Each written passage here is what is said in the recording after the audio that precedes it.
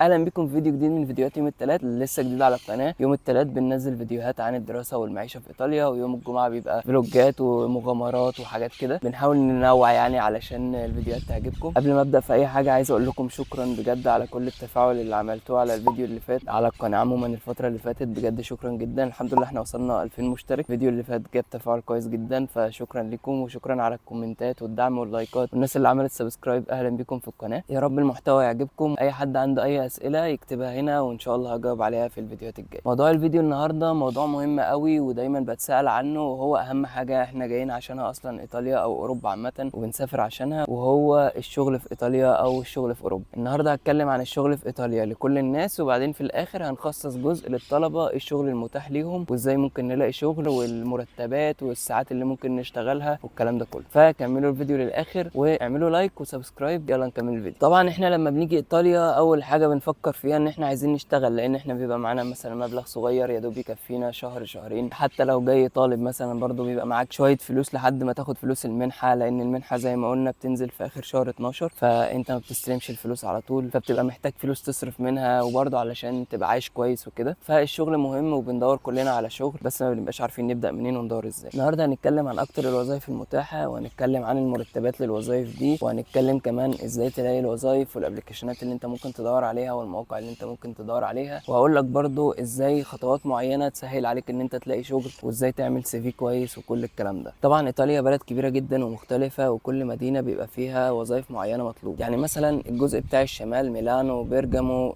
بريشيا، الحاجات دي كلها معتمده على الصناعات والتصدير والاستيراد، فهتلاقي شغل الشركات هو اللي منتشر هناك اكتر. لو نزلت الجزء بتاع الجنوب هيبقى الجزء السياحي هو اللي موجود اكتر، من اول روما لحد مثلا سيتشيليا. اغلب الاماكن دي معتمده على السياحه والزراعه والحاجات دي، مش شغاله بشكل صناعي اكتر، فهتلاقي الشغل كله بيبقى في المجال السياحي او في المزارع او الكلام ده. بس عموما ايطاليا فيها مجالات كتير جدا مطلوبه، زي مثلا المطاعم والسياحه، شغل الاي تي مطلوب جدا، وشغل الهندسه مطلوب جدا، وشغل طب. هم محتاجين دكاتره في كل المجالات، لدرجه ان هم بداوا يفكروا ان هم يجيبوا دكاتره من مصر، وان شاء الله الموضوع ده لما يفتح هقول لكم عليه، لان الموضوع ده حلو جدا ومفيد وهيساعد ناس كتير قوي انها تيجي ان شاء الله. طيب لو انت في مصر هل ممكن تيجي هنا على طول من غير دراسه؟ قانونا ينفع. في قانون اسمه فلوسي ده بيفتح كل سنه في فتره معينه في السنه، وبيبقى مكتوب ان هم مثلا محتاجين عدد معين من الوظائف، فالناس بتقدم وبتيجي قاعده عمل على طول من غير دراسه ومن غير حاجه. للاسف بقى في ناس مسيطرين على الموضوع ده وبقى هم اللي بيتحكموا فيه، ولو حد متابع في الموضوع بيبقى صعب شويه وبقى مكلف، لان في ناس بتطلب فلوس كتير جدا عشان تسجلك مع قانون فلوسي ده. بس قانونا انت ينفع تيجي عن طريق قانون فلوسي، وممكن نبقى نعمل فيديو لو عايزين عن القانون كل المعلومات عنه. يعني يبقى زي ما اتفقنا اسهل طريق وارخص طريق ان انت تيجي هنا هو الدراسه، وعشان كده انا بقول لكم كل المعلومات دي علشان تيجوا هنا دراسه، وبعد كده ربنا يكرم ان شاء الله. طالما وصلت ايطاليا ممكن تشتغل بعد كده في اي مكان وتلاقي شغل بسهوله ان شاء الله. طيب ازاي بقى تلاقي شغل في ايطاليا، وازاي تدور، وفين المواقع اللي تدور عليها؟ هقول لكم على اسماء شويه مواقع. المواقع دي بيبقى عليها وظائف كتير جدا، في منها تبع الحكومه، في منها ناس اللي بتنزلها، وهقول لكم ازاي تدوروا كل الحاجات دي. من ضمن المواقع دي موقعين مشهورين قوي، موقع اسمه سوبيتو وموقع اسمه انديد. دول بيبقى عليهم اغلب الشغل المطلوب في ايطاليا، وكل الوظائف هتلاقوها عليها وكل التخصصات وكل حاجه، فانت هتدخل تدور عليهم تشوف التخصص اللي ممكن تشتغل فيه، وهقول لك برده لو انت طالب في اخر الفيديو ممكن تشتغل في ايه. طيب في موقعين تانيين، دول موقعين زياده هقولهم لك ممكن تدور عليهم. في موقع اسمه شركه لافورو، شركه لافورو دي ترجمتها اصلا يعني انا بدور على شغل، وموقع تاني اسمه يوروس. دول موقعين ممكن تدور عليهم برده، ممكن في ناس بتنزل عليهم وظائف وحاجات كده. واخر حاجه معانا هي فيسبوك عليه وظائف كتير جدا، ممكن تدخل على الجروبات. لو انت مثلا قاعد في مدينه معينه زي روما، انا قاعد في روما، فممكن ادخل على جروبات روما، هتلاقي مكتوب مثلا شيركو لافورو روما او لافورو روما، اكتب كده في السيرش وهتظهر لك جروبات كتير جدا بيطلبوا ناس وبيعرضوا شغل وحاجات كتير، فانت ممكن تتابع معاهم وان شاء الله تلاقي شغلانه كويسه. خلي بالك لان بيبقى فيه نصب كتير، فانت ما تروحش لاي حاجه وخلاص، اتاكد ان الشخص ده موثوق. طبعا لو طلب منك فلوس ما تدفعش فلوس ولا اي حاجه، انت بتقدم على شغل مش هندفع فلوس احنا. فاهم حاجه تخلوا بالكم، علشان فيسبوك مش بيبقى موثوق قوي، كل المواقع دي مش موثوقه للاسف، بس احنا بنحاول وبنعمل اللي علينا وبنسعى يعني. بس في حاجه مهمه بقى لازم نتكلم فيها، زي ما احنا عارفين وزي ما اتكلمت في الفيديوهات اللي قبل كده ان ايطاليا اللغه الرسميه فيها ايطالي، فانت هتيجي هنا محدش بيتكلم انجليزي، فعشان تشتغل بشكل كبير لازم تكون بتتكلم ايطالي. مش لازم تكون بتتكلم ايطالي بشكل كبير جدا، ممكن تكون بتتكلم بيزكس او بتفهم الكلام، بتعرف تتعامل حاجات بسيطه، حتى لو بتعمل كونفرزيشنز معينه ممكن تشتغل في شغل. هقوله لكم في الاخر، ده الجزء بتاع الطلبه، مش بيحتاج ان انت تتكلم ايطالي، بس حتى يعني تبقى عارف الاساسيات وكده هيسهل عليك كتير قوي، هيسهل ان انت تلاقي شغل كتير، وهيفتح لك مجالات كتير قوي ممكن تشتغل فيها. فلو انت في مصر ممكن تبدا تشتغل على نفسك ان انت تتعلم ايطالي وتتعلم اللغه، وان شاء الله اعمل لكم فيديو ازاي تشتغلوا على نفسكم وازاي تتعلموا الايطالي وازاي تبداوا في الايطالي من دلوقتي. ولو انت هنا برضو ممكن تبدا على نفسك وحاول تتعامل مع الناس اكتر، حاول تتعامل مع الطليان اكتر، وهيساعدك الكلام ده ان انت تتعلم اللغه وان انت تحتك بالناس اكتر وكده، هيساعدك كتير ان انت تتعلم اللغه. بس لازم علشان تشتغل هنا في ايطاليا تكون بتعرف تتكلم ايطالي حتى لو البيزكس، بس لازم تكون بتعرف تتكلم على الاقل A1. برضه اقول لكم على حاجه مهمه جدا بتفرق في ان انت تلاقي شغل. اي حد بينزل وظيفه او بينزل عرض وظيفه بيبقى دايما طالب ان انت تبعت له السي في ده لازم يكون مكتوب بالايطالي، ما ينفعش تبعت له CV مكتوب بالانجليزي او بالعربي طبعا. فالسي في انت لو مش عارف تتكلم ايطالي كويس، حاول ان انت تستخدم ChatGPT او ادوات الذكاء الاصطناعي ان هو يساعدك. يعني ابعت له حتى السي في بالعربي وقول له ترجمه ايطالي. حاول تخلي السي في قصير مش كتير، يعني حاول تخليه صفحه واحده. في ناس بتطلب السي في يكون فيه صوره ليك وفي ناس ما بتطلبش. لو في صوره شكلها حلو شكلك شيك فيها حط الصوره، هيتفرق برده معاك لما يلاقوا شكلك كويس. وما تتكلمش كتير في حاجات ملهاش لازمه. حاول ان انت تخلي السي في قريب من الوظيفه اللي انت بتقدم عليها. يعني مثلا لو انت عايز تقدم انك تشتغل في محل لبس، لو انت عندك خبره في المبيعات او في ان انت اشتغلت قبل كده في محلات او حاجه معينه، حط الكلام ده في الاول وما تكترش في حاجات تانية ملهاش لازمه، سواء اشتغلت مثلا في حاجات سوشيال ميديا، حاجات كده ملهاش علاقه. حاول تخلي السي في قريب اكتر من الوظيفه اللي انت بتقدم عليها. وزي ما قلنا لازم يكون بالايطالي، لان هم هنا لو لقوه بالانجليزي مش هيقروه اصلا، اغلبهم ما بيفهمش انجليزي. فانت لازم تكون كاتب السي في بالايطالي وكاتبه بشكل كويس، وهخلي ChatGPT يساعدك. طيب ايه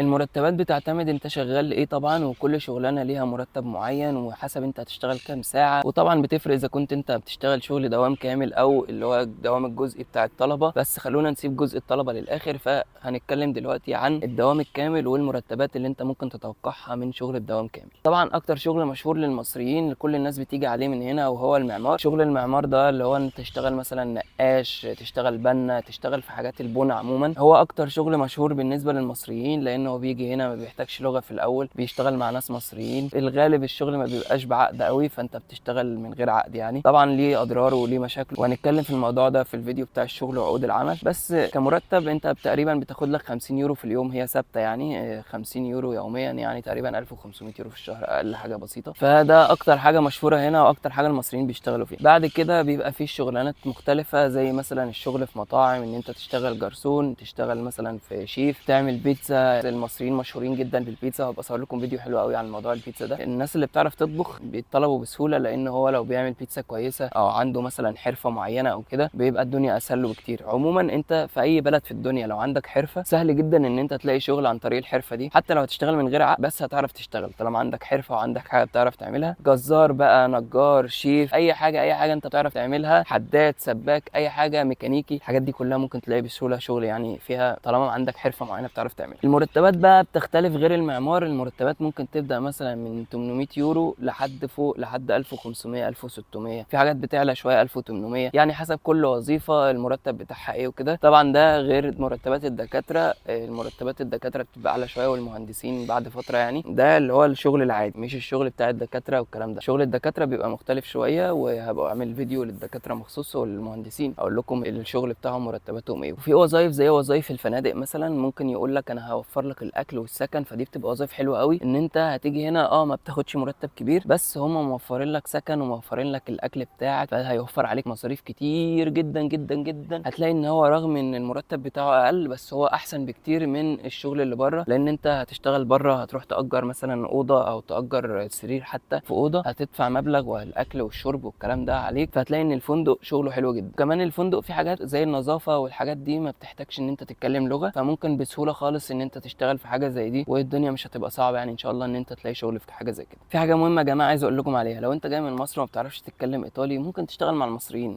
في ناس مصريين مش كويسين بس في ناس مصريين كويسين جدا، فحاول تدخل على فيسبوك على الجروبات العربيه كمان مش بس الجروبات الاجنبيه، لان انت ممكن تلاقي في الجروبات العربيه دي ناس بيعلنوا عن وظائف بالعربي وكل حاجه من غير لغه، وفي كتير جدا. اكتب بس المغتربين في ايطاليا، مصريين في ايطاليا، اي حاجه هتلاقي جروبات كتير قوي ادخل فيها، وممكن ان شاء الله تلاقي ناس كتير بينزلوا لك شغل والكلام ده. طيب بالنسبه بقى للطلبه، لو انا دلوقتي طالب بدرس بكالوريوس او ماجستير وحتى لو دكتوراه، وفكروني اتكلمكم عن موضوع الدكتوراه ده في اخر الفيديو، هقول لكم كل حاجه عنه وبسهوله، هقول لكم عن موضوع الشغل بتاعه برده في الاخر. لو انا بدرس ماجستير او بكالوريوس وعايز اشتغل شغل جنب الدراسه بتاعتي يساعدني في المصاريف، ايه الشغلانات المتاحه وايه المرتبات الحاجات اللي ممكن اتوقعها من الشغل ده ونظام الشغل عامل ازاي. بص يا سيدي، قانونا انت من حقك تشتغل 20 ساعه في الاسبوع، يعني هتشتغل نص شيفت اللي هو 4 ساعات في اليوم. الشيفت الكامل بيبقى 8 ساعات، انت هتشتغل 4 ساعات بس. فده القانوني علشان المنحه بتاعتك ما يجرالهاش حاجه او الفيزا بتاعتك ما يحصلهاش مشكله. في ناس بتعمل فوق ال 20 ساعه، ده غير قانوني، احنا مالناش دعوه، احنا هنتكلم دلوقتي في القانوني. ولو قدامك فرصه انك تشتغل اكتر وعندك وقت تشتغل اكتر. وظيفه الطلبه بيشتغلوا فيها هي ان انت تشتغل في المطاعم او الكافيهات، ان انت تشتغل مثلا بار هنا في ايطاليا يعني كافيه بيقدم مثلا قهوه والكلام ده، ما اسموش بار زي عندنا في مصر، الموضوع مختلف شويه. فالبارات او الكافيهات او المطاعم انت ممكن تشتغل هناك. لو انت بتعرف تعمل حاجه زي مثلا بيتزا، بتعرف تعمل الكلام ده، هتشتغل كشيف. لو مش عارف ان انت تعمل الحاجات دي ممكن تشتغل مثلا ان انت تقدم الاكل، ان انت تنظف الاطباق. ويا جماعه الشغل مش عيب، ده دلوقتي راجل طالب في بلد متغرب، الشغل مش عيب. وهتلاقي طلبه طليان بيشتغلوا معاك برضو عشان يساعدوا نفسهم. هم هنا في ايطاليا ما عندهمش حاجه اسمها الشغلانه دي عيب والشغلانه دي وحشه، دي احسن حاجه هنا بصراحه. هم بيحترموا اي حد بيشتغل وبيقدروه جدا، ولو انت لقيت شغلانه بيساعدوك ان انت تبقى احسن وكده. فهم ما عندهمش موضوع ان انا ما اشتغلش الشغلانه دي وكده، الموضوع ده مش عيب وانت لسه طالب. وبعدين انت دلوقتي بتدرس، بعد ما تخلص دراسه ان شاء الله تشتغل في شغل احسن تبع مجالك. فما تتكسفش مثلا ان انت تشتغل في مطعم، تشتغل جرسون او تشتغل حتى في النظافه او الكلام ده. لو الشغل متاح اشتغل علشان هيفرق معاك كتير في حياتك وهيساعدك كتير. في شغل في المتاحف مثلا او الاماكن السياحيه، الاماكن دي بتبقى طالبه ناس بتتكلم انجليزي، وانت بتتكلم انجليزي احسن من الطليان بكتير. اسمع مني صدقني، الانجليزي بتاعك مهما كان هو احسن من الطليان. فهم بيبقوا طالبين ناس بيتكلموا انجليزي عشان السياح. فبتعرف مثلا على انديد تدخل هتلاقي ناس طالبين ان انت تقعد في متحف مثلا تشتغل وقت معين وبيقبلوا الطلبه عادي. ممكن حتى تشتغل في الويك اندز بس، يعني في اخر الاسبوع ممكن تشتغل جمعه وسبت وحد مثلا، او السبت والحد بيبقوا اجازه في الجامعات، فانت ممكن تشتغل فيهم عادي ومفيش مشكله. هيطلع لك مبلغ معين مش كتير بس هيساعدك كتير. لو اشتغلت مثلا في الشهر هتلاقيك عملت مبلغ معين يساعدك في المصاريف، يساعدك في ان انت توفر فلوس شويه الكلام ده. يعني تقريبا انت بتصرف اكل وشرب حوالي 200 يورو تقريبا. فانت لو اشتغلت الشغل ده كل اسبوع بس في الويك اندز ممكن تجيب ال 200 يورو دول بسهوله خالص، وتعرف تصرف على نفسك حتى لو هتوفر فلوس الاكل والشرب جنب فلوس السكن والحاجات دي. ايه تاني بقى؟ المولات، ممكن برضو تشتغل في المولات، ممكن تشتغل امن واقف على بوابه، ما بتعملش اي حاجه بس اسمك موجود. في شغلانتين بقى للطلبه بيبقوا سهل قوي ان انت تشتغل ومش محتاجين لغه ولا اي حاجه، وهما توصيل الطلبات. وفي شركه تانية اسمها ار جيز، واقول لك دي بتعمل ايه. بالنسبه لتوصيل الطلبات في 3 شركات هنا في ايطاليا مشهورين في توصيل الطلبات، هما جلوفو وجاست ايت وديليفرو. جاست ايت هي اكتر واحده بترد بسهوله، انت بكل بساطه بتقدم ابلكيشن وهما بيقبلوا الابلكيشن، والدنيا بتبقى يعني مش صعبه قوي ان شاء الله ان انت تتقبل. ميزتها ان انت بتشتغل بمزاجك، مش ملتزم بمواعيد عمل معينه. انت بتفتح الابلكيشن ولما بيجي اوردر مثلا بتوصله، بتجيب لك عجله. العجله هنا مش غاليه، ممكن تجيب عجله مثلا 30 40 يورو في الاول وكده، عجله عاديه. توصل الطلبات في المنطقه اللي حواليك الكلام ده. ممكن مثلا تشتغل في الويك اندز بس زي ما قلنا،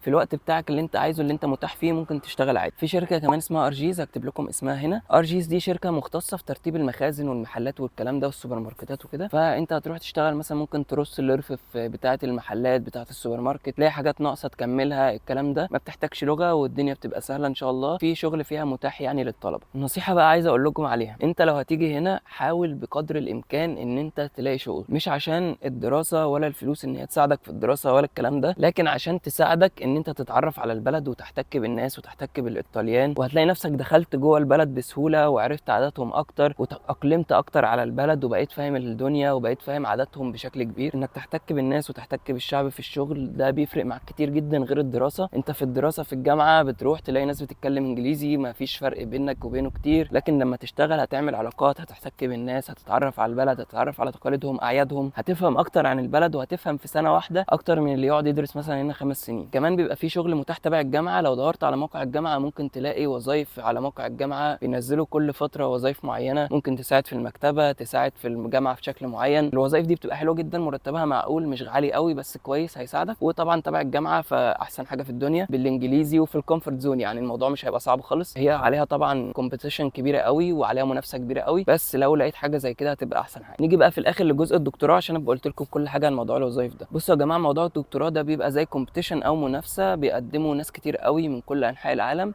وهم بيختاروا الناس اللي اعلى تقييم او اللي خدوا اعلى بوينت، وبيعملوا معاكم كذا انترفيو كده، وبعدين بيختاروكم. لما بيختاروكم بتاخدوا الدكتوراه، بتاخدوا مرتب من الجامعه زي في مصر بالظبط. وممكن كمان لو انت شغال في مصر فانت هتبقى بتاخد مرتب من مصر ومرتب من ايطاليا. المرتبات بتبقى كويسه وبتساعدك ان انت تعيش هنا حسب كل جامعه طبعا وحسب انت هتشتغل ايه وكده، بس المرتبات مش اعلى حاجه في الدنيا، بس المرتب كويس. طبعا انت راجل دكتور باحث وكده، فالموضوع بيبقى حلو جدا وبتشتغل في الجامعه، يعني بيساعدك كتير. في الاخر بقى خلونا نلخص الفيديو ونلخص كل الكلام اللي احنا قلناه. اول حاجه الشغل هنا في ايطاليا مش مستحيل، هو صعب شويه، عايز شويه مجهود، تدور شويه، لكن ان شاء الله هتلاقي شغل والدنيا هتبقى سهله يعني باذن الله. تاني حاجه اللغه مهمه جدا، لازم تتكلم ايطالي، لازم تتعلم ايطالي. لو انت في مصر دلوقتي قبل ما تيجي، لو انت قدامك سنه انت بتدرس في ثانويه عامه اي حاجه لسه في الجامعه ومخطط ان انت تيجي تدرس هنا ماجستير، حاول تتعلم اللغه، حاول تتعلم البيزكس، هتفرق معاك كتير جدا. لو بتعرف تتكلم حتى لو اساسيات الايطالي هتفرق معاك ان انت تلاقي شغل ان شاء الله. تالت حاجه السي في بتاعك لازم يكون مختصر ويكون بالايطالي زي ما قلنا، يكون شكله حلو ويكون في صوره حلوه ليك، هيفرق معاك كتير برضه. رابع حاجه مفيش يا جماعه حد يصدق الناس اللي بتقول ابعت لي فلوس مقدم علشان اقدم لك والكلام ده، ابعت لي فلوس علشان الانترفيو والكلام دي كلها نصبات، ما تصدقوش الناس دي. طبعا في اعلانات وهميه كتير قوي على النت في موضوع الشغل ده، فما تصدقوش الكلام ده. واي حد عموما يقول لك هات فلوس ما تديلوش فلوس. اخر حاجه زي ما قلنا ممكن تلاقي في الجاليات العربيه ناس بتنزل بتطلب شغل، ادخل على جروبات الفيسبوك بتاعه العرب وادخل على جروبات الفيسبوك بتاعه الطليان وكل الجروبات حتى الانجليزي، جوبس ان ايطالي، شيركو لافورو ان ايطاليا، حسب بقى البلد بتاعتك، روما، ميلانو، شيركو لافورو ميلانو، روما، بادوفا، اي حاجه. المهم ان انت هتلاقي جروبات كتير قوي تبع المدينه اللي انت فيها بيطلبوا شغل وبيطلبوا ناس تشتغل. وبكده اكون وصلت لنهايه الفيديو، يا رب يكون الفيديو عجبكم. ولو عجبكم الفيديو ما تنسوش تعملوا لايك وسبسكرايب، السبسكرايب مهم يا جماعه، لازم تعملوا سبسكرايب علشان نوصل ل 10000 سبسكرايبر ان شاء الله. لو الفيديو عجبكم واستفدتوا منه ابعتوا الفيديو لاي حد موجود في ايطاليا عايز يدور على شغل. انا هكتب لكم كل اللينكات، هسيبها لكم في الديسكريبشن تحت بتاعه المواقع اللي انا قلتها وكل الحاجات اللي انا قلتها بالتفاصيل، لو حد عايز يقدم. ولو حد عنده اي اسئله اكتبوها لي في الكومنتات وانا هجاوب عليها ان شاء الله يوم الثلاث الجاي. واكتبوا لي لو عايزين تشوفوا حاجات في روما او في ايطاليا عموما، كل الحاجات اللي انتوا عايزين تعرفوها اكتبوها لي في الكومنتات وانا ان شاء الله اعمل عنها فيديوهات الفتره الجايه. يا رب يكون الفيديو عجبكم، ما تنسوش تعملوا لايك وسبسكرايب،